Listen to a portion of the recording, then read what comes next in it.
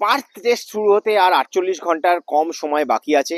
আর তার আগে আমার মনে হয় পার্থের মানে নিজেদের সব থেকে হাই ইন্টেন্সিটির প্র্যাকটিস সেশনটা ভারতীয় দল আজ সেরে নিল অপটা স্টেডিয়ামের আউটডোর নেটে।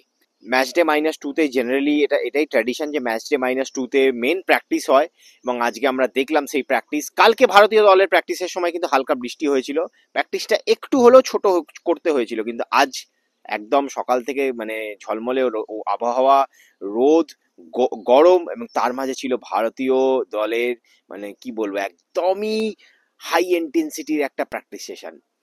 শুরুতেই দেখলাম আমরা একদম যা according to batting line up ব্যাটাররা নেটে গেল, এবং সেটা দেখে আমাদের একটা আইডিয়াও হয়ে গেল মোটামুটি। It is more or less sure যে দেবদত্ত পাডিক্কল এই টেস্ট ম্যাচে নাম্বার 3-তে ব্যাটিং করবে, কে রাহুল আর যশস্বী জয়সওয়াল ওপেন করবেন, এবং বিরাট কোহলি নাম্বার 4-এ খেলবেন।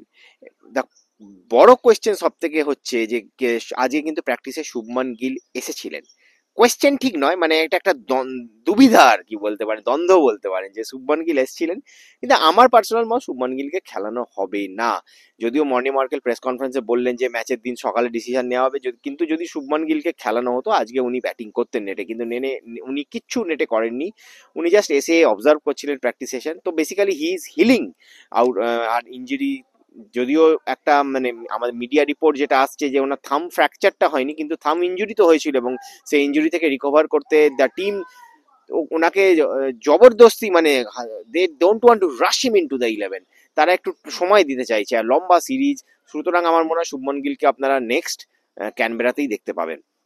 যাই হোক, বাকি যদি টিমের কথা আমি বলি ঝটপট করে, তাহলে ভারতীয় দলে মোটামুটি আমরা কালকে যেটা আমাদের বাংলায় রে স্পোর্টস ক্রিকেটে বা রে স্পোর্টসে প্রেডিক্ট করেছি সেই ধরনের লাইন আপই হতে চলেছে। ধ্রুব জুরেলকে নাম্বার 6-এ আপনারা as a batter, pure batter দেখতে পাবেন। নীতিশ রেড্ডি কিন্তু আজকে নেটে অনেকক্ষণ ধরে বল করলেন। নীতিশ রেড্ডি কে আমি দেখলাম, মানে উনি উইকেটে হয়তো ওনার পেসটা অতটা নয়, কিন্তু উইকেটের থেকে কিন্তু যথেষ্ট বাউন্স উনি পাচ্ছিলেন, এবং ব্যাটসম্যানদেরকে কিন্তু একটু হলেও অসুবিধায় ফেলছিলেন। বিরাট কোহলি অনেকক্ষণ ধরে নেটে ব্যাট করলেন। বিরাট কোহলিকে কালকের থেকে একটু বেশি ছন্দে লাগলো, কিন্তু এখনো he is not at it's 100%। আমি এটা মনে করি যে বিরাট কোহলি এখনো নিজের 100% নয়, এবং এখনো প্লে এন্ড মিস হয়েছে, এখনো তিনি নেটে আউট হয়েছেন। কালকে উনি প্র্যাকটিস করেন কিনা, ব্যাটিং করেন কিনা সেটা দেখার। আমার মনে হয় উনি কিন্তু আরেকটা নেট সেশন চাইবেন এই ম্যাচ শুরু হওয়ার আগে। কে এল রাহুলকে এগেন স্ক্র্যাচি মনে হয়েছে আমার আজকেও।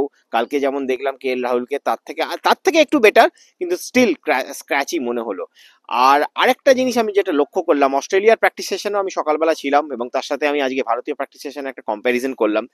অস্ট্রেলিয়ার প্র্যাকটিস সেশনে কিন্তু অস্ট্রেলিয়ান ব্যাটাররা, স্পেশালি ট্রাভিস হেড, কিন্তু শর্ট বলের এগেনস্টে নিজেদেরকে প্রিপেয়ার করার জন্য স্পঞ্জ বলে প্র্যাকটিস করছিলেন।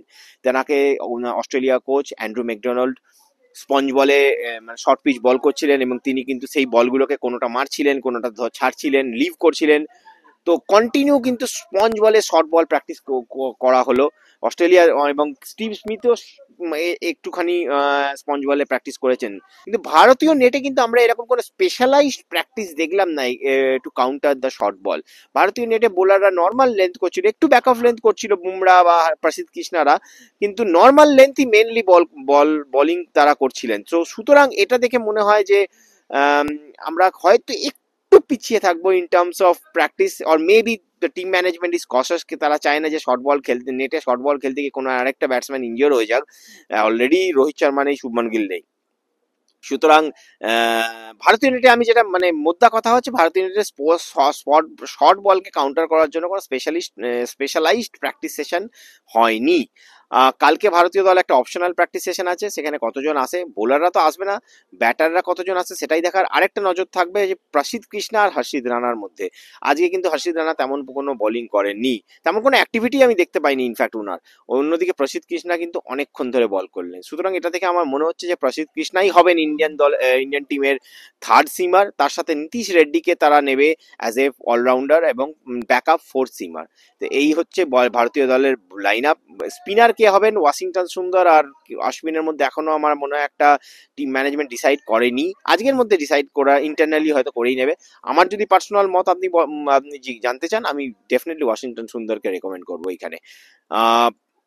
ওভারঅল আজকের প্র্যাকটিস সেশনে কিন্তু অনেকটা ক্ল্যারিটি পাওয়া গেল এই দলের অ্যাপ্রোচ বা এই দলের থট প্রসেস, এবং টিম ম্যানেজমেন্ট কি 11 ভাবছে এই পার্থ টেস্টকে ঘিরে। সুতরাং এইরকমই আমাদের ক্রিকেট অ্যানালিসিস দেখতে ফলো করুন রেস স্পোর্টসকে এবং ফলো করুন আমাদের বর্ডার গাভাস্কার ট্রফির এই অস্ট্রেলিয়া ট্যুরকে। Thank you, this is Sandipan Banerjee signing off from the Optus Stadium here in Perth.